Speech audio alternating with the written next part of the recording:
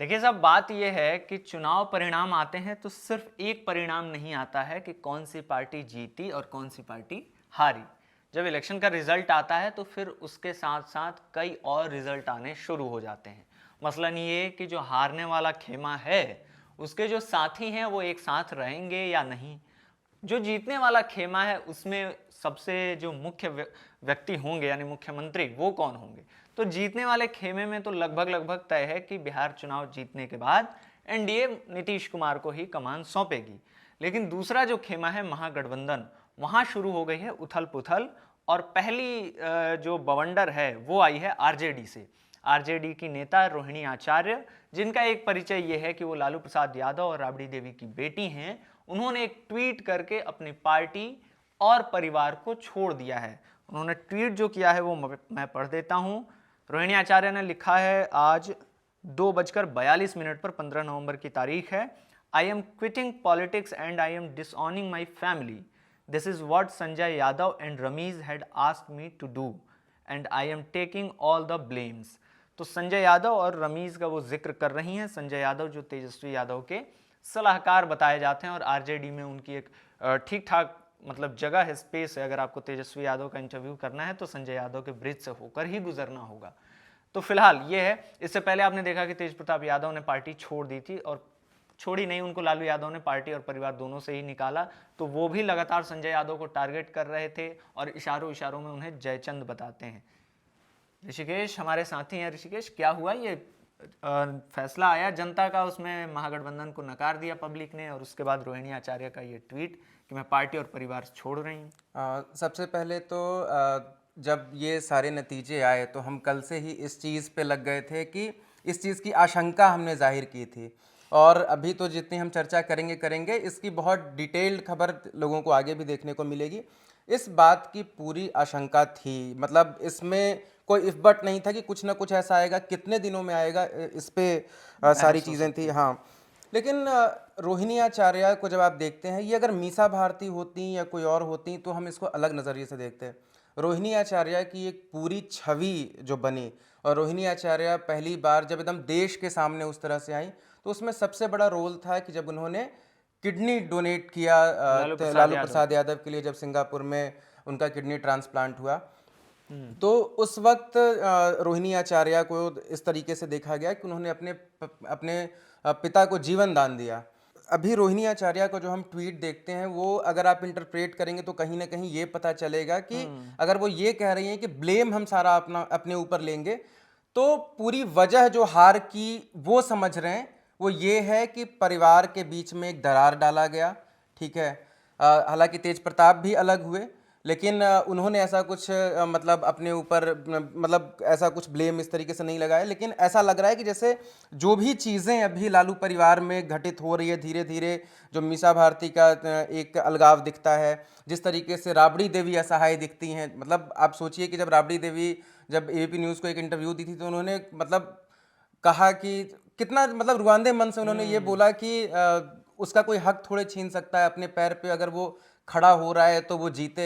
और तो मैं माँ हूँ, माँ का मोह कैसे जाएगा, हाँ, आशीर्वाद दे रही तो हैं। वो एक असहाय माँ दिख रही थी जो ये चाहती मतलब जो कुछ कर नहीं सकती चाहे अनचाहे, लेकिन उनको ये लग रहा था कि जो परिवार में हो रहा है वो ठीक नहीं है। तो कहीं ना कहीं आरजेडी ये समझती है कि रोहिणी आचार्य इस पूरे गेम की मास्टरमाइंड है, और अगर ये बिखराव ना होता, ये अलगाव ना होता, तो शायद आरजेडी एक बेहतर स्थिति में होती इस पूरे चुनाव में। और जाहिर सी बात है कि जो यादव वोट बैंक है उनमें ये एक मैसेज गया।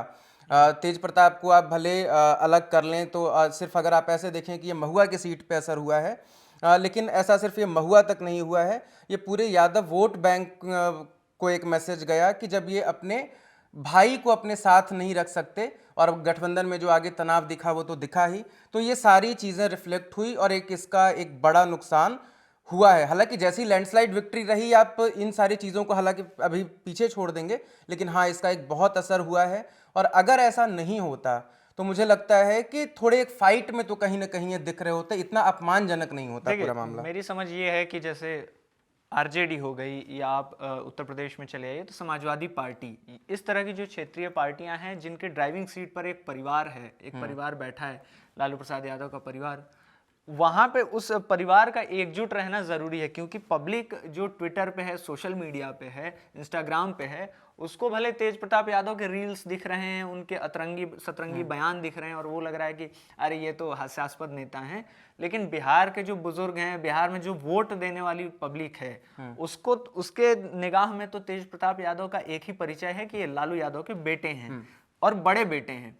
फिर आप बिहार के संदर्भ में आप इस तरह से भी देखने लगते हैं कि बड़ा भाई एक तरफ कर दिया गया, छोटे भाई के हाथ में कमान है, और जो ये रिपरकशन हुआ है कि रोहिणी आचार्य ने पार्टी और परिवार छोड़ी है, वो ये मान के चला जा रहा था कि आरजेडी अगर इस बार बुरा करती है तो तेजस्वी यादव ये हार अफोर्ड नहीं कर पाएंगे, एक तो पार्टी के लेवल पे, क्योंकि आपको भी पता है कि ओल्ड गार्ड जितने हैं वो मतलब सहज तो नहीं है संजय यादव के साथ, तो थोड़ा संजय यादव का किरदार हम अपने दर्शकों का समझाएं। देखिए, जब आप गूगल पे सर्च करेंगे कि संजय यादव और तेजस्वी यादव की फ़ोटो, तो एक फ़ोटो उस टाइम की आपको दिखेगी जब तेजस्वी यादव क्रिकेट खेलते थे। मतलब ये एक दोस्ती बहुत पुरानी है, और मैं ये कह सकता हूँ कि ये दोस्ती दोनों की बहुत मजबूत है। ठीक है, लेकिन इस दोस्ती से, ठीक है, उनके एक अपने सपने हैं, वो मुख्यमंत्री बनना चाहते हैं, पार्टी का भविष्य, मैं ये नहीं कह रहा हूँ कि यहाँ संजय यादव गलत हैं या फिर लालू परिवार के और भी जो स्टेक होल्डर्स हैं वो गलत हैं, लेकिन जब ये समन्वय नहीं बनता है तो ना तो आपके सपने पूरे हो रहे हैं, ना आपका परिवार बच पा रहा है। ये तो एक फैक्ट है।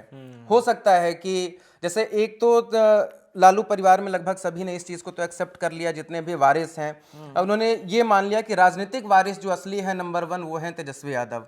ठीक है, सब लोग इसके पीछे लगे। तेज प्रताप यादव भी इस चीज को एक्सेप्ट कर चुके थे। वो कहते थे कि हम अपने भतीजे को सारा संपत्ति दे देंगे, उसको सब कुछ दे देंगे। वो ये कहते थे कि वो सारथी बन के रहना चाहते थे, वो किंग मेकर बोल के ही वो खुश रहते थे। लेकिन अब जब ये सारी चीज़ें हुई हैं तो कहीं ना कहीं आरजेडी को, कहीं ना कहीं तेजस्वी यादव को ये चीज़ एक्सेप्ट करनी पड़ेगी कि ऐसा कौन सा बीच का रास्ता निकाला जाए जिसकी वजह से परिवार भी बचा रहे और पार्टी भी बची रहे। और जाहिर सी बात है कि सीएम के 2 चेहरे तो हो नहीं सकते, डिप्टी सीएम, मतलब बराबर तो चीज़ें नहीं बंट सकती आप। ठीक है, लेकिन ऐसे में आप जो चीज़ बचा सकते हैं, और कई बार पार्टियों में होता है कि कई बार जैसे कुछ लोग हैं जो रोहिणी आचार्य के करीब हैं, कुछ मीसा भारती के करीब हैं। मान लीजिए मीसा भारती पाटलिपुत्र से चुनाव लड़ रही हैं, रोहिणी आचार्य सारण से लड़ रही हैं, तो जो लोग उनके लिए खड़े होते हैं, मान लीजिए जो वहाँ जो विधायक उन्हें समर्थन दे रहे हैं, वहाँ के जो उम्मीदवार कभी विधायकी में लड़े होंगे वो अगर समर्थन दे रहे हैं, तो उनकी अपेक्षा रहती है रोहिणी आचार्य से कि दीदी हम आज आपकी मदद करेंगे, तो आप सांसदी का टिकट दिलवाएंगी ना हमको, या आप हमको एमएलसी बनवाएंगी ना। तो वो जो विधायकी का चुनाव रहा विधानसभा, तो हाँ, तो उनकी तो क्योंकि उन्होंने उनसे कोई अपना फायदा लिया है तो उनकी अपनी अपेक्षाएं हैं, तो उसके बाद वो पार्टी के पास लेकर जाती हैं। मीसा भारती के कोटे से कुछ चीजें डिमांड की जाती हैं, तेज प्रताप के कोटे से डिमांड की जाती हैं, रोहिणी आचार्य और संजय यादव यहीं पे मतलब अपनी रणनीति, मतलब वो चाहते हैं कि पार्टी पे एक कमांड हो, एक सलाहकार, एक ऐसा नेतृत्व हो, ये नहीं कि कोटे में चीजें उस तरीके से बढ़ती रहे। तो ये जो पूरी मोनोपोली है संजय यादव की, वो बहुत ज्यादा नुकसान पहुंचा रहा है, और स्टेक होल्डर्स चाहते हैं कि हमारी भी थोड़ी भागीदारी उस चीज में हो। संजय यादव दरअसल आरजेडी की ट्रेन जो है उसको एक ऐसी पटरी पर उतार कर चलाना चाहते हैं जिस पर वो कभी चली नहीं, और जिस पर चलने की उसे आदत नहीं है, न कभी वो चली है। रोहिणी आचार्य के बारे में 1-2 लाइन की जानकारी दे दूं, फिर मैं संजय यादव की एक बात बताना चाहता हूं। रोहिणी आचार्य, जैसा ऋषिकेश ने कहा कि सारण लोकसभा क्षेत्र से वो चुनाव लड़ी और सांसदी का, और उसमें वो हारी भी, 2024 में भी लड़ी, और राजीव प्रताप रूढ़ी के हाथों वो हार गई। राजीव प्रताप रूढ़ी बीजेपी के नेता हैं। संजय यादव जो आप बता रहे थे क्रिकेटिंग, जब तेजस्वी क्रिकेट खेलते थे उस टाइम की फोटो, संतोष जी की जो किताब है रूल्ड और मिसरूल्ड, उसमें वो लिखते हैं संजय यादव के बारे में और तेजस्वी यादव के बारे में कि 2011-12 के टाइम में संजय यादव जब एमएनसी में काम किया करते थे, मल्टीनेशनल कंपनी में, और तेजस्वी क्रिकेट खेला करते थे, तो किसी एक कॉमन फ्रेंड के जरिए दोनों की मुलाकात होती है। और जब आरजेडी इस तैयारी में थी कि तेज प्रताप ने, क्योंकि शुरू से बचपन से तेजस्वी को दिल्ली भेज दिया गया पढ़ने के लिए, और तेज प्रताप बिहार में ही रहे, लेकिन तेज प्रताप उस सीरियसनेस के साथ तैयार नहीं हुए लालू यादव के नज़र में, कम से कम, कि इनको अपनी राजनीतिक विरासत सौंपी जाए, तो तैयारी होने लगी कि तेजस्वी यादव को लाया जाए बिहार में। तो 2012-13 के टाइम में तेजस्वी यादव के साथ संजय यादव को लगाया गया बाकायदा, और दोनों बैठ के जो बड़े समाजवादी नेता हैं, राम मनोहर लोहिया, जयप्रकाश नारायण से लेकर आप कांशी राम, इन लोगों के भाषण के बाकायदा इनको वीडियोस संजय यादव दिखा रहे थे, किताबें पढ़ा रहे थे समाजवादी आंदोलन के और समाजवादी नेताओं के। चंद्रशेखर जो पूर्व प्रधानमंत्री थे, उनकी बातें बताई जा रही थी। तो वो एक पॉलिटिकल ट्रेनिंग हो रही थी और उसमें संजय यादव वहाँ से लगे हुए थे। फिर ये तेजस्वी पटना आते हैं तो अपने साथ साथ संजय यादव को ले जाते हैं। खैर, मैं इस पे आपसे जानना चाहता हूँ कि जैसे हम लोग भी जब बिहार जाते हैं, बिहार में आरजेडी के जो कार्यकर्ता हैं, नेता हैं, उनसे बात करते हैं, तो संजय यादव को लेकर एक साफ जो है कि असहजता दिखती है। एक सवाल सीधे सीधे पूछ लिया जाता है कि भाई ये हरियाणा से आते हैं, यहाँ से कैसे उनको बिहार के कोटे से आप राज्यसभा सांसद बना दे रहे हैं, सारी ताकत उनके हाथ में आप सौंप दे रहे हैं। क्या है वो अनईजीनेस संजय यादव को लेकर, क्यों लोग अनकंफर्टेबल हैं, इवन आरजेडी में जो काम करने वाले लोग हैं, जो कार्यकर्ता हैं उनके? देखिए, कई तरह की चीज़ें चलती हैं, ठीक है। जैसे एक खबर ये चलती है कि जैसे कई सारे उम्मीदवार आपस में बात कर रहे होते हैं, जो संभावित उम्मीदवार होते हैं, उनका ये रहता है कि अगर हमें एक मुलाकात भी करनी है, अपना पोर्टफोलियो भी अगर प्रेजेंट करना है आरजेडी में शीर्ष नेतृत्व के सामने, मतलब तेजस्वी यादव के सामने, तो उस 10-15 मिनट की मुलाकात के इतने पैसे लगेंगे, उतने पैसे लगेंगे, इस तरह के आरोप लगते हैं। आप देखिए कि एक उम्मीदवार जो बहुत कम वोटों से हारे थे, उन्होंने अपना एकदम कुर्ता फाड़ दिया था कि संजय यादव ने हमसे 2 करोड़ कुछ लाख, 2 करोड़ 90 लाख ऐसा कुछ उन्होंने एक अमाउंट बताया था कि उतने पैसों की हमसे डिमांड की गई। उनको ये उम्मीद थी कि भाई हम बहुत कम वोटों से हारे हैं, तो इस बार तो ये सीट हमें मिलनी ही चाहिए। तो इस तरह के आरोप संजय यादव पे लगते रहे हैं। लेकिन फिर भी मैं ये कहता हूं कि इसके कई पक्ष हैं। आपने एक चीज देखा होगा कि संजय यादव जवाब देने नहीं आते हैं कभी इन मसलों पे। कभी नहीं। मुझे नहीं लगता कि संजय यादव ने एक बार भी ये जवाब दिया होगा कि तेज प्रताप पे या फिर किसी भी चीज पे। और जैसे आपने बोला कि 2015 के पहले, मतलब जब से उनकी डेब्यू हुई, तो पूरा जो जैसे मनोज झा हो गए या फिर संजय यादव हो गए, इवन प्रशांत किशोर भी पूरे गठबंधन को देख रहे थे, लेकिन वो क्या कहते हैं कि राघोपुर मेरी कर्मभूमि थी। मतलब वो सिर्फ तेजस्वी यादव के लिए ही लगे हुए थे। तो आज तेजस्वी जितने भी आप नरिश दिखते हैं, ठीक है, आज जब वो एक तैयार नेता दिखते हैं, तो उसमें मनोज झा का, संजय यादव का और उस टाइम के प्रशांत किशोर का एक बड़ा रोल था। लेकिन उसके बाद ही और ये क्या है कि जैसे हम जब ये कहते हैं ना कि तेज प्रताप यादव बहुत इधर हाल तक, 1 साल पहले तक तेज प्रताप यादव ये कहते रहे कि हमारा भतीजा बहुत क्यूट है, हम इसी को मतलब मुख्यमंत्री बनाएंगे। लेकिन हम 2019 से इस चीज को थोड़ा फॉलो करें। पहली बार ये तब आया था 2019 में, तेज प्रताप यादव तेजस्वी यादव के यहाँ मिलने गए थे और उसके बाद वहां पे गार्ड ने उन्हें रोक दिया, उन्हें अंदर नहीं जाने दिया।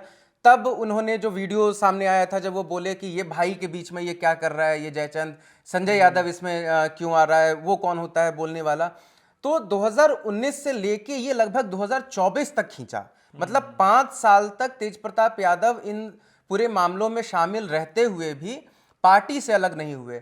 लेकिन और ये जो असहजता है वो परिवार के बाकी सदस्यों को उस टाइम भी थी, लेकिन बहुत लंबा वक्त उन्होंने गुजार दिया और अब ये सिचुएशन आया है कि धीरे धीरे अब सब कुछ दरकना शुरू हो गया है। और अगर ये चीज़ें दरकती जाती है, एक चीज़ आप देखिए, कल जब जनशक्ति जनता दल के पेज से आपको पोस्ट दिखेगा जिसमें वो प्रधानमंत्री मोदी को एक कर्मठ और सबसे मजबूत प्रधानमंत्री बता रहे हैं। अब आप सोचिए, जैसे मान लीजिए कि हम और आप दुश्मन हैं, आपको जन्मदिन पे शुभकामनाएं हम दे सकते हैं, ठीक है, आप जीतते हैं तो हम आपको बधाई दे सकते हैं, शुभकामनाएं दे सकते हैं। लेकिन अगर मैं ये कहना शुरू कर दूं कि आप बहुत अच्छे नेता हैं, आप बहुत कर्मठ हैं, बहुत मेहनती हैं, आप जनता के हित में काम करते हैं, हम ये कह सकते हैं कि आपको जनता के हित में काम करना चाहिए, लेकिन हम ये नहीं कह सकते। लेकिन तेज प्रताप यादव ने क्या कहा, कर्मठ और मजबूत प्रधान। तो वो जो करीबियां वहां बढ़ रही हैं, उससे आपको पता चलेगा कि यहां दूरियां कितनी ज्यादा बढ़ रही हैं। तो ये एक बहुत ही बड़ा संकट काल है पूरे पार्टी के लिए। और मुझे लगता है कि जितनी जल्दी शिवपाल यादव और मुलायम सिंह यादव के तर्ज पे अगर फिर से वैसे अगर एक समझौते किए जाए, मुझे लगता है कि इन सबको यहाँ पे एंट्री, मुझे लगता है कि यूपी से जो एक घराना है उसको कहीं ना कहीं इसमें एंट्री करनी पड़ेगी इस पूरे समझौतों के लिए। बहरहाल तो ये मतलब एक बड़ा डेवलपमेंट है आरजेडी के लिए कि रोहिणी आचार्य ने पार्टी और परिवार छोड़ दिया है।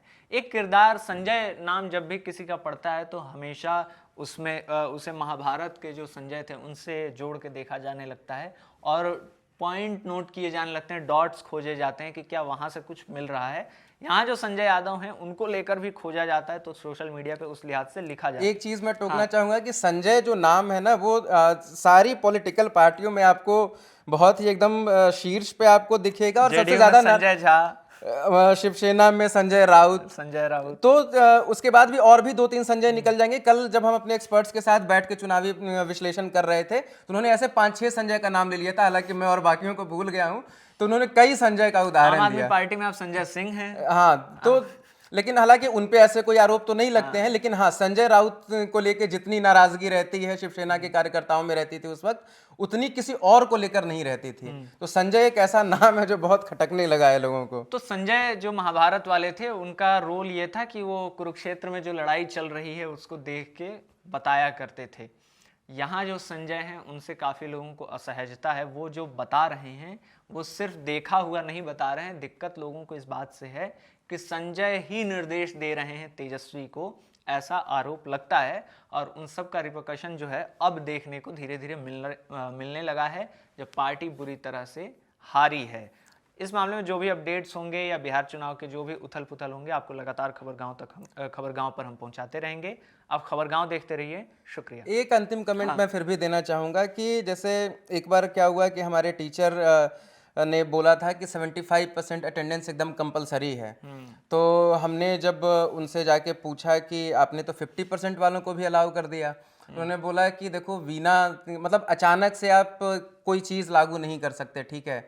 तो उन्होंने बोला कि वीणा का तार अगर एकदम ढीला हो तो वो बज नहीं सकता, अगर एकदम टाइट हो तो फिर वो टूट जाएगा। तो ऐसे में पार्टी को ये समझना पड़ेगा कि अब जैसे भी मतलब ये कोई बहुत आइडियल सिचुएशन नहीं है, लेकिन अगर मैं होता तो मैं पार्टी को ये कहता है कि भाई स्टेक होल्डर्स जो बाकी हैं उनकी बातें तो आपको माननी ही पड़ेगी अगर पार्टी को बचाना है। नहीं तो अगर आप पार्टी को बचाने के लिए ही सारे निर्णय ले रहे हैं तो हार तो आप ऐसे भी गए, परिवार भी टूट गया। तो ऐसे में बहुत ही बड़ा संकट काल है पूरे राष्ट्रीय जनता दल और लालू परिवार के लिए।